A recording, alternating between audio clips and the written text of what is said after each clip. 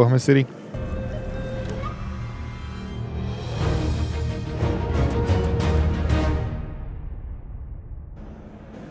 Hello and welcome back to coverage here at Grand Prix, Oklahoma City. I'm Marshall Sutcliffe. I'm in the booth with Jacob Van Leeuwen. It's the finals. We've got a mirror match on our hands here, Jake. We've got two Titan Shift players.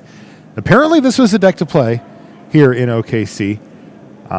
They both made the finals, the two that made it into the top 8 here. A lot of Tron out in the field as well, and including in the top 8. I believe there's 3. Yeah, it was far and away the most represented deck. Yeah, so Tron is the real deal, but apparently it doesn't have a great matchup against Titan Shift because we got the mirror here. Now, I'm going to warn you if you're viewing at home, not a lot of interaction here and could go pretty quickly.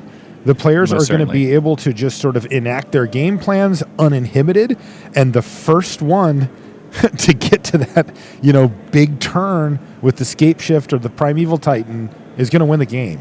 And it happens very quickly. So you might want to hang out with Jake and I here and don't go anywhere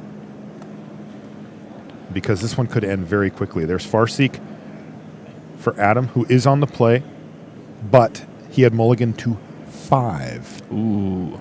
And that's going to make things difficult for Adam Pannone. But again, if he does not have any interactive spells and he's able to cast ramp spells and hit his land drops on every turn until he gets the Scape Shift mana, then those mulligans will not really affect him that much. Tick-tock. It's also interesting to note that in post-boarded games, if they have access to life gain, that by staying above 18 life, which we see, neither player is doing this game, but by staying above 18 life, you require your opponent to have 1 additional land before they're able to combo kill you. Yeah, effectively a turn or another spell, it's a big difference. Mm-hmm. Absolutely. Larry, by the way, did not have Farseek. He, in fact, had Explore, which lets him play an extra land. So they're all evened up, although here is Search for Tomorrow from Adam. He's just casting it. So he gets to go grab a basic land and put it onto the battlefield. Does he have anything else this turn? This is kind of, to me, the turn where the mulligan to 5 starts to show, right? Yeah, I mean, if he has land and another ramp spell, then obviously that's ideal. Pretty perfect. Yeah. Instead, he has Lightning Bolt and maybe Escape Shift.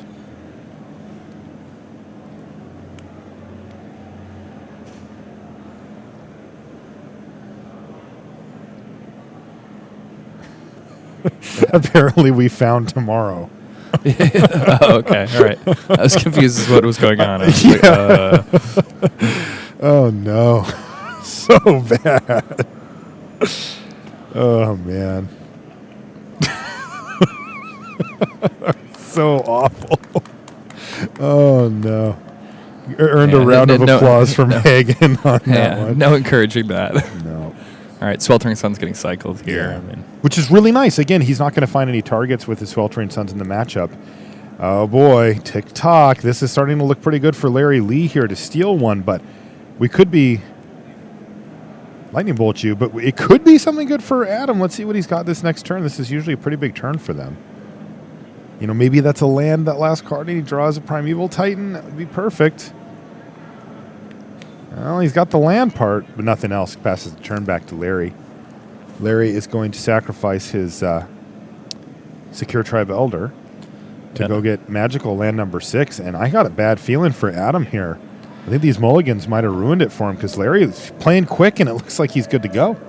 If Larry has a land and Escape Shift here, the game ends, but he does not. He doesn't, but it does effectively end the game unless Adam can end it on his turn. Yes.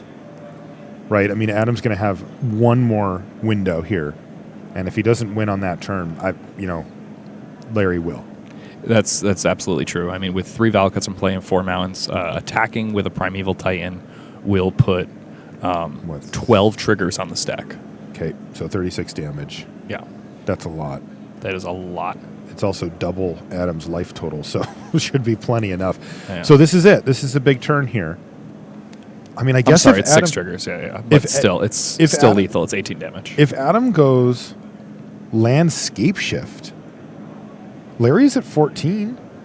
Yeah, that would be good enough for Adam. He would win the game if he were able to do that. If he has escape shift in hand, he wins. He has escape shift. Yeah, and there you go. That should do it. Yeah, and Larry knows the contents of Adam's deck, so Adam can simply sacrifice these 6 lands. He must have drawn that land. I'm pretty sure I saw escape shift, or a couple of turns ago, like I mentioned. Yeah. He needed to go land, and he just did. 2, 3, 4. We know he has it. 5, and that's 18. And he does still take game number 1. Wow. Yeah. Mulligans to 5 and just has the perfect cards to get to exactly where he needed to be. Yeah, I mean, it was basically like a mulligan to 4 because the lightning bolt does absolutely nothing. Yeah, right? it did nothing. And then, but it didn't matter because, again, he doesn't need interactive spells in a matchup like this, especially in game 1. So going into the post-sideboarded games, things get a little more interesting now. People have some options about how they want to move things around. It's not hard to get a little more interesting. Yeah, so Larry Lee gets to bring in Witchbane Orb. Right, Witchbane Orb. And Witchbane Orb makes it so that the Valakut triggers cannot target him. Right, Witchbane Orb is a 4-mana artifact that gives you hexproof. It also knocks all the curses off of you, but that's less relevant here, obviously. Yeah. But yeah, it gives you hexproof, so you can't be targeted by Valakut. Yeah, and that's a big deal. So I'm not sure if that's something that Adam is going to sideboard in artifact removal for, because Larry only has 2 copies. So Larry Lee, what do you mean? No, can Adam bring in artifact removal? Absolutely. What does he have? He has Ancient Grudges, he has Beast Withins, he has Reclamation Sages. Fracturing Gust? Okay, yeah, he has a heck of a lot. He has a ton of artifact removal. The thing is that, that artifact removal is just dead if Larry doesn't draw the Witchbane Orb specifically. But there are enough dead cards in Adam's deck in game 1 that he's likely going to be bringing in artifact removal. Right, like because the other question that I have here, Jake, is, well, okay, so let's say he decides not to bring it in. Okay? He doesn't bring in the artifact removal. Yeah, Larry draws at game ends. Basically. Game's over, right? Like, well, if he can attack him with a Primeval Titan. Yeah, he can start beating down with Secure Tribe Elders and Primeval Titans and stuff, but he cannot kill him through the traditional means. Correct. Okay. So he might just need to bring in a couple of grudges or just have it. Maybe the Beast Withins come in? Well, the Beast Withins definitely come in. Because those are good against Valakut. Those are just Stone Rains. Yeah. And we watched earlier in the quarterfinals, we had an issue come up where somebody didn't really understand how Beast Within interacted. Yeah, that was unfortunate. That was really unfortunate. Valakut. Yeah, and that was, it's, and this how isn't important. I mean, why don't you explain it? So this is important for people to to know how it works. Yeah. So when you scape shift and you put all those lands into play, all 7 lands come into play and all of the Valakut triggers will go on the stack right when that happens. Yep. However, the Valakut trigger reads, when a mountain enters a battlefield under your control, if you control 5 other mountains, deal 3 damage to target creature or player. So what happens is you choose all your targets, as all those triggers go on the stack, and then when those triggers resolve, they check, do you control 5 other mountains? And if you do not, then those triggers will not deal that 3 damage because of that if word on that card. So it doesn't say if... It doesn't say, like... Yeah, no, I get it. So that's great. And so that means that if you have, for example, an instant speed way to get rid of that critical 5th other mountain, you'll shut off all of those triggers, and that's what Beast Within does. Precisely. Okay. And that's actually what would have happened in the quarterfinals. Yes. But there was some confusion from the player with Beast Within. Yeah, and so he just conceded. It was explained to him the triggers had already gone into the stack, which is true. But the triggers, as they resolved, would not deal damage. And he did not understand that, and as a result, he lost. And it was very unfortunate. But it's a valuable lesson for the viewers because, Scape Shift and Valakut decks in general are something that you're going to play against when you're playing in a modern tournament. And I imagine you're going to be seeing a little more of them now that 2 copies of it are facing off in the finals of this Grand Prix. And it's very important that you know how to most effectively interact with their combo. Okay, well, it looks like our players are at least approaching readiness level. I'm sure you've played him before. Yeah, back when Team Escape was a thing, I got to play it. Or not. Yeah, but I think that there is room for innovation in Modern. The deck that I was excited to see win the tournament at the end of the day, Cryptic Command Blood Moon deck. I feel like a deck like that would have been pretty well positioned here. I think Blood Moon would have been very nice in this top 8. And I do not think that this format is stale just because of the way things shook out in this top 8 in particular. I think the format has the ability to evolve. I think that... we saw a lot of decks this weekend. Yeah, I mean, the maybe format not is all super top 8, wide open. Yeah. No, Modern's still sweet. Yeah, and, Urza lands in general just... they feel so wrong, When you're tapping one land and you're producing 2 or 3 mana, it is really, really powerful. He was busy with her. Probably had a lot of practice. But these two guys, they found a way to beat those Urza lands. They're also, making a lot of mana. But instead of just doing powerful thing after powerful thing with it, they have one plan. And that plan is to get Mountains and Valakut into play and kill the opponent. Some of the chatter going on is pretty funny down between these two. Larry says he's going to use the money to pay for college. Oh, so that's good. And I mentioned Adam is here with his nephew. He's actually visiting his brother who lives here in Oklahoma City. And that's his brother. Also, Adam just said that he shuffles marginally better than Dana Fisher. Dana, of course, is the 7-year-old who plays at some GPs, and she's still learning how to shuffle because her hands aren't quite big enough to handle the cards. And Adam says, "I'm about there, still learning." Apparently, Larry also has a top 8 from 2014. Here? I don't know. Oh. Larry said it. Keep. And we are underway here. Is it going to be Adam Pannone or Larry Lee winning this game here? If it's Adam, GP's over. But we mentioned play versus draw, and Larry Lee gets to be on the play here with a full grip. It's going to be tough for Adam to overcome the advantage that he gets. And I mentioned it before, but these Titan Shift decks have a lot of redundancy built in. They're very single-minded. Yeah, and Larry's deck actually does have the ability to be a turn faster if he happens to draw a Prismatic Omen. Yeah. In particular, that card allows him to go off with only 6 lands in play.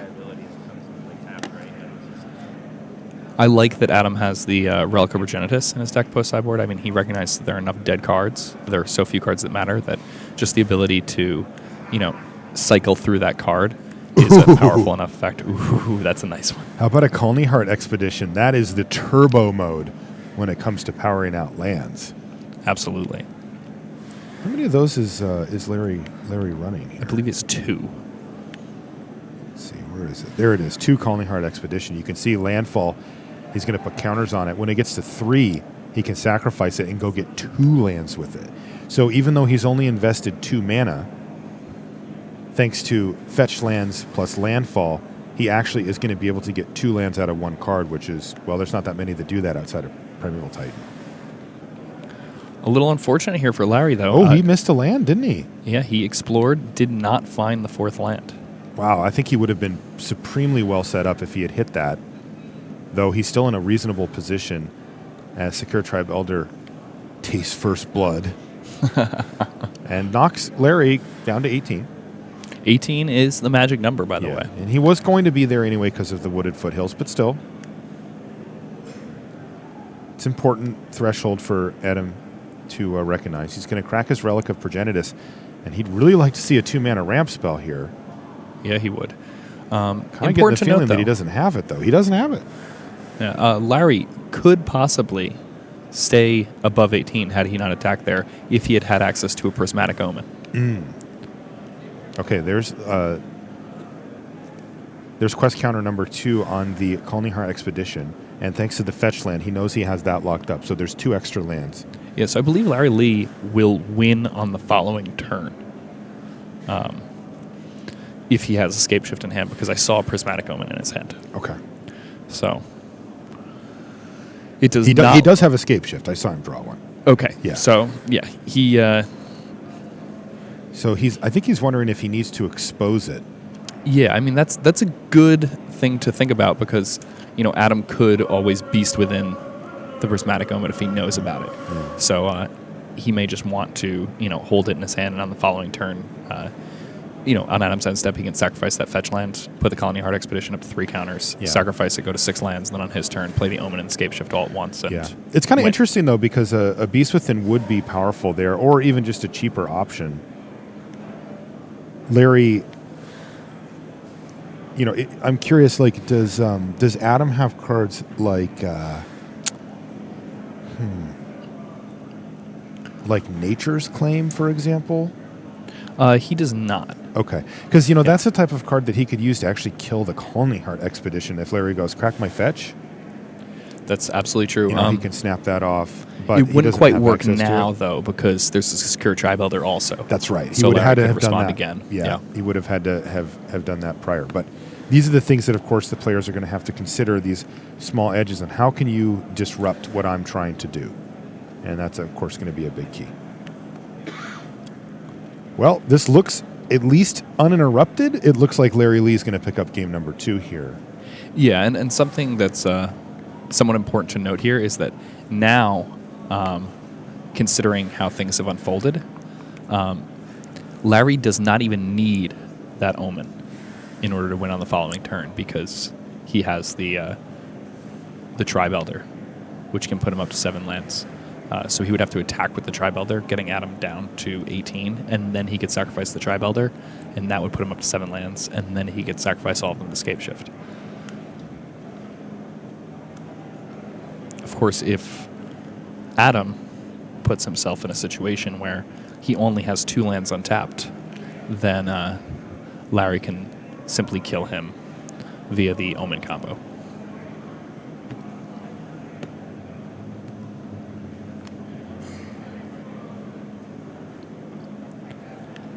So there's a Valakut for Adam. He's up to that magic 6 number, but here's Larry Lee cracking his wooded foothills. He's going to go get a land, and he says, hey, can I just shortcut this because I got to go get a land for the foothills, and then I got to go get 2 more lands for my Calling Heart Expedition. Mm-hmm. Let's just save a second here, and I'll just do it all at once. Mountain. Go find another one. Yeah, probably get a forest, the last one, right? Yeah. It doesn't matter. Yeah, it's a fetch land, so he can go get a stomping ground or whatever. It's the best of both worlds. Yeah. And he actually has multiple copies. His hand is just completely stacked. He's got Primeval Titan, Scape Shift, and Prismatic Omen. It's just an embarrassment of riches at this point. He's got backup plans on backup plans. And this is that critical attack that you outlined last turn, Jake, getting Adam down to 19, down to 18 from 19, sacrificing the Secure Tribe Elder to get that critical 7th land on the battlefield. And then it's just Scape Shift City, and this one's over. Yeah, and because Adam only has 2 untapped lands, Larry knows that he does not have to be playing around Beast Within here. Oh, wow. And because he has the Prismatic Omen in play, he is going to be dealing 4 times 7 times 3 damage. That's a lot of damage. That's a lot of damage. That's I believe 84? that is 84, yeah, yes. it is. Hello. I guess if you're going to go big, this is like when you play on Magic Online and your whole screen is just filled with triggers. Okay, I can see it. Oh, so he's not doing it that way because just in case there's an instant speed way to deal with the Omen. Okay, sure. So 21. Yeah. Yeah, you're right. Of course. But, Okay, and that's game number 2 going to Larry Lee. So we're going to get an exciting game 3 conclusion here between the 2 Titan Shift decks. Chad also told me that it was in one of the decks that won Madrid. There, it was a team thing, but Titan Shift was one of the 3 apparently. So I guess it's just Titan Shift's weekend. Yeah, Titan Shift is on this weekend. Mm-hmm. It's a really good deck. Well, this has to favor Adam, right? Yeah, I mean, he's on the play. He's on the plate. We haven't seen any key sideboard cards as of yet. The Witchbane Orb hasn't popped up for Larry. I didn't see any artifact removal out of Adam, though. I mean, I'm sure he brought in the Beast Withers for what it's worth. But Sure. Right? Like this, yeah, I could have gotten more Valakut's to do more damage, but I forgot. I couldn't remember if you had like a nature spec on your sideboard or something. So if I get a bunch of Valakut's, you get nature spec. yeah, so Larry right now explaining that he could have gone for 4 Valakuts and done the 84 damage play, but he just wasn't 100% sure that Adam didn't have any copies of Nature's Claim or anything like that, because he had looked at his deck list, but it's possible to forget something like that, and he just didn't want to end up throwing away a game in the finals of a Grand Prix just because he forgot about something like a Nature's Claim in somebody's sideboard. But given Adam's deck list, it was absolutely clear that the coast was clear. Quick double check of the sideboards here for Larry Lee before he presents his library for randomization. And he's actually going to make a little change here, it looks like. Yeah. Perhaps a play versus draw decision, perhaps something that he didn't see from Adam that he thought, maybe you don't have it. I think the cards I saw him pull out were Relics of Progenitus. So I think something that he may have done was he may have saw that Adam kept the relics in and thought, oh, that's a good idea. That card's probably better than Lightning Bolt. Sure. Yeah. Lightning Bolt can get you to 18, but we're going to be taking ourselves down the fetch lens anyway. They've just been doing it can too. Attack. Yeah, I've noticed that in all of the games, except for this one where Larry did need to make sure he got in that one hit with the Elder, the players have been just fetching, and they're like, whatever, you're going to be at below 18. Like it's worth it to try to be faster, And that makes sense. I mean, if you can afford to, stay above 18 without slowing yourself down, then it's worthwhile to do so. But if it's going to slow you down by even a single land drop, then it's likely not worth it because, I think a mistake a lot of Magic players make is, especially in Constructed, is they try to play to not lose as opposed to playing with the intention of winning. And, you win by trying to win. But by going for the victory in Absolutely. This matchup, Yeah, and I mean, you have to, map out how it is I can win this game. So when you're in, an awful game, a game where you're just, surviving by the skin of your teeth, you shouldn't be thinking about, how can I stay alive? You should be thinking, how can I beat this person? And, that's a certain mindset that you can, occupy. And if you do so, it will, drastically improve you as a Magic player. Yeah, probably. These guys are also nobody here. They're probably just talking about all the people that they beat this weekend. Yeah. One more, dude. Only one Oh, more. man, I beat so many people. Me too, man. I beat a ton of people. I've hardly lost at all. Me neither. I heard Adam talking to somebody on the rail there, and he said, "One more, dude, just one more." And he's right. This is the last game. Sure.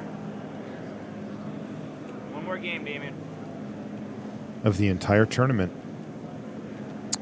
And there's going to be one Death Shadows. more game to decide who's going to win this thing. We already know the deck. That was decided before we even started the finals. It's going to be Titan Shift. Today, Titan Shift has really dominated. Both copies in the top 8 Something like Infect. are in the finals. But we still got to choose a winner here. You can actually be like Affinity and other creature-based aggro decks, but your bolts don't kill any creatures. They just have a bunch of protection, and they're so fast. So, there are other versions of Scape Shift. There's Bring to Light versions of Scape Shift. Yep. There are, just teamer versions of the deck. And, considering how much success this deck has had this weekend, I think maybe those decks might actually have a place in Modern right now, too. I'm just in my head getting excited about playing these decks with Cryptic Command in them. Okay, let's see. At least let our players keep here so we can have something that resembles a fair fight.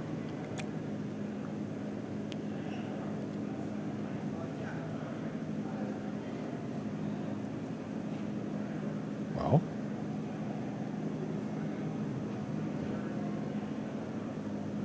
I understand taking an extra minute here, though. This is a $10,000, $5,000 game of Magic. Yeah, and I mean, your mulliganing decisions in this game in particular are, it's probably the most important part of the game. Right. It is not even probably. It's just absolutely the most important part of this game is going to be your decision right now of whether or not to keep or mulligan. Right, because you've seen that both players are, I don't want to be too strong with it, but they're kind of autopiloting a little bit, right? They're just like going through the motions of getting the lance out. There's nothing they need to think about in terms of, well, what if they have a counterspell? Well, what if they thought seize me next turn? Well, what if they have a haste? There's just no consideration. Yeah, They you don't know have to think about exactly any what's of that. going on. Yeah. By the way, and this was a mulligan for Adam Pannone, so Yeah, but Adam Buckle has up. something I've been really impressed by is Adam has not been afraid to mulligan.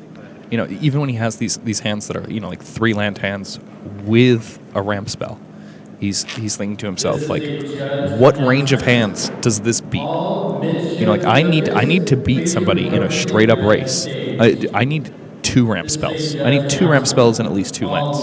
Like my 3 land, 1 ramp spell, all Primeval Titan hand is not a keep. And this will not be an opponent who's playing my deck. If I was playing my deck, would I want my opponent to keep this hand? I would. So I'm not going to. And, it's easy to keep those hands when you're playing a game of Magic for $5,000 and to kind of like leave it up to fate. And it's much harder to, make the correct play in that spot and, send it back at the risk of getting a hand that has no lands or that's all lands. all right, well, let's see if Adam has a keeper here. He's looking at his 6. Yes, he is scrying, so this one could do the job. Remember, he won on 5. Absolutely, and it's very possible that he does that again because of the nature of the matchup. Yeah, both of these players are just going to be kind of relying on muscle memory to get him through.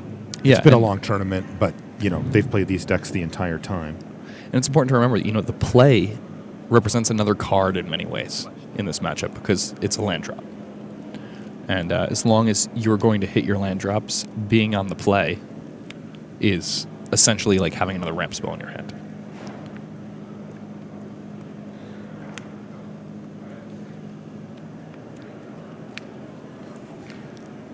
All right, Relic of Progenitus here for Adam.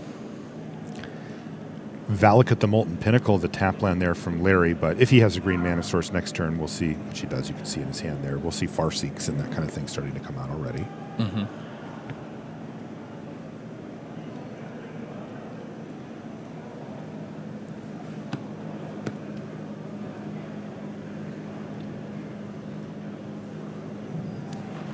Okay, here's an Explore. Does he have the land? Yes. It's a good start. It is a very good start, and he's going to get to cycle through this relic also. That's right. So keeping the cards flowing and starting to craft a board state here. Larry's doing what Larry's going to do, which is I'm going to play a 2-mana spell that gets me a land onto the battlefield. Yeah, which is similar to what Adam did last Exactly. turn, interestingly Exactly. enough. Adam does have a Reclamation Sage in hand, so if Larry thinks that he can, get out of the woods via a Witchbane Orb, Adam is prepared to deal with that.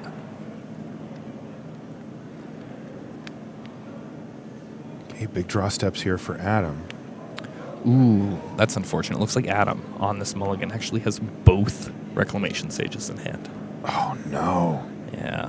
A well-timed Trying to turn Reclamation on. Sage can be a big deal in the matchup, but it's very reactive. Yeah. And you just want to be getting lands onto the battlefield. Now, he still gets his land drop per turn as usual.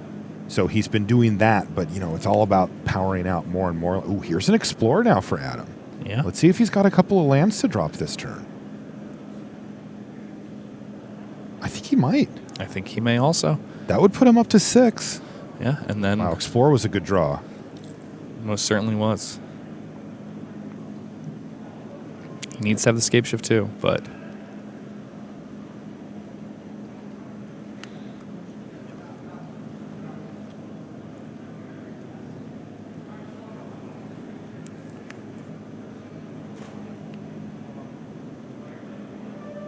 all right. Looking real close. Now, he still has a land drop to give here, does he not? He untapped with 4. He played Explorer. Are we on top with 4? Okay. Yeah, Because he had played an Explorer earlier, right? you're right. So, So I think he actually still has... Oh, he must not have one. yeah, doesn't have it. Okay, well, he did at least get to play the Secure Tribe Elder, so he will have 6.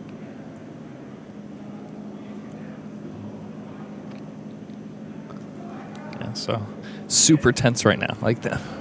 This is kind of crazy. Yeah, this is It's a game of Magic. It's for weird. $5,000. It is, and it's weird because it's like a race, Yeah, right? it Like really it's is. just that it's not the normal damage race. It's not about card advantage. It's about lands.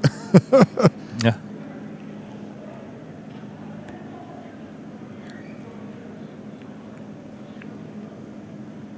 Huh. So interestingly, Adam still has a Wooded Foothills in his hand, but there's a chance I miscounted. But I thought he untapped with 4 and played Explore without having played a land yet, giving him 2 land drops for the turn, right?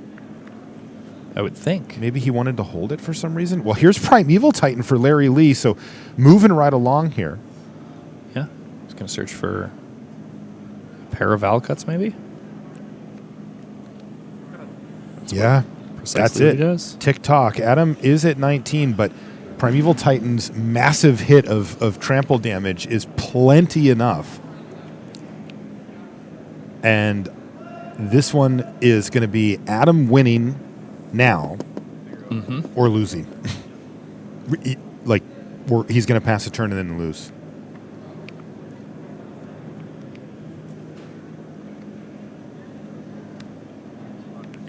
All right, so Adam now sacrificing the Secure Tribe Elder. Going to find himself the 6th land.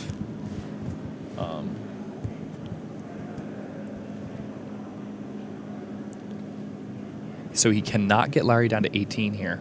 So even if he has the 7th land And and, the Scape Scape Shift, he cannot win on this turn. He could, however, kill the Primeval Titan and do 12 to Larry.